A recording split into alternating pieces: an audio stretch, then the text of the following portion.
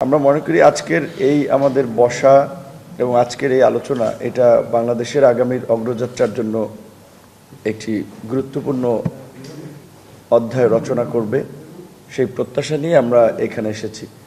যেমনটি আমাদের শুরুতে আজকের এই সূচনা বক্তব্যে জাতীয় ঐক্যমত্য কমিশনের সহসভাপতি জনাব আলী রিয়াজ স্যার তিনি যেটি বলেছিলেন এবং উপস্থাপক এবং প্রধান উপদেষ্টার বিশেষ সহকারী মনির হায়দার ভাই যেটা বলেছিলেন যে গত 16 বছর আমরা একটা ফ্যাসিস্ট রেজিমের আন্ডারে গোটা বাংলাদেশের মানুষ যেভাবে নির্যাতিত নিষ্পেষিত হয়েছি, একইভাবে দেশের স্বাধীনতা, সার্বভৌমত্ব, গণতন্ত্র ভুলণ্ঠিত হয়েছে। সেখান থেকে উত্তরণ এবং আগামীতে যেন কোনো শাসক এইরকম একটি পথ অবলম্বন করে নাগরিকদের নিপীড়ন সহ দেশকে যেন ঝুঁকির মধ্যে না ফেলাতে পারে, সেজন্যই আমরা একটা কার্যকর সংস্কারের লক্ষ্য নিয়ে আমরা এই জাতীয় ঐক্যমত্য কমিশনের মাধ্যমে এগুলো বাস্তবায়ন করতে চাই। ব্রেকফাস্ট, টিফিন কিংবা স্ন্যাক টাইমে মজাদার আয়োজন মানে অল টাইম ব্রেড। গণ অধিকার পরিষদ আপনারা দেখেছেন তুলনামূলকভাবে অন্যান্য রাজনৈতিক দলগুলোর সাথে তুলনা করলে একটি নবীন রাজনৈতিক দল হলেও আমাদের একটা ধারাবাহিক সংগ্রাম আছে।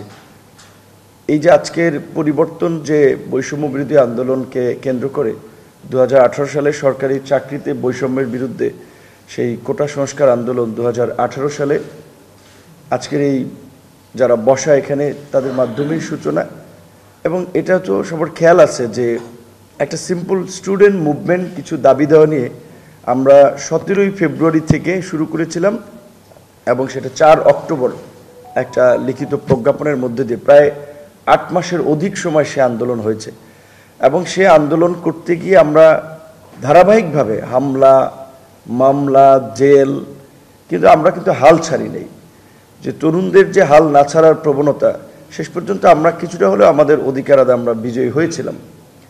একই সাথে সেই আন্দোলনের পরে 2019 সালে ঢাকা বিশ্ববিদ্যালয়ে দীর্ঘ 28 বছর পরে ডাকসু নির্বাচন, যেটি আমাদেরকে দেশের মানুষের জন্য কাজ করার জন্য কিংবা দেশকে নিয়ে আসলে একটা নতুন ভাবনার জায়গায় নিয়ে গিয়েছিল, যার ধারাবাহিকতায় 2021 সালে আমরা এই রাজনৈতিক দল গঠন করি।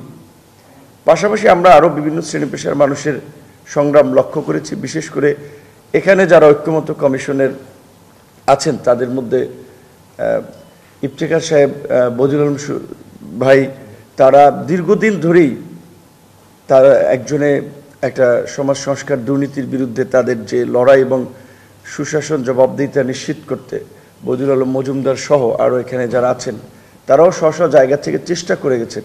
কিন্তু দেশের রাজনৈতিক আসলে প্রেক্ষাপট এবং বাস্তবতা এমন ছিল, চাইলেও এই সমস্ত মানুষের কিংবা আমাদের খুব বেশি কিছু করার ওই সময় ছিল না।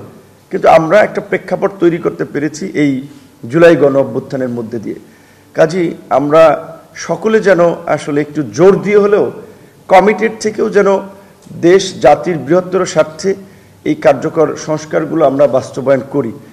এই সংস্কারের ক্ষেত্রে যেন অবশ্যই ব্যক্তি, দল, গোষ্ঠীর চেয়ে আমরা জাতীয় স্বার্থ এবং দেশকে যেন প্রাধান্য দিই, এটাই আমাদের আজকের এই কমিশনের কাছে আমাদের চাওয়া।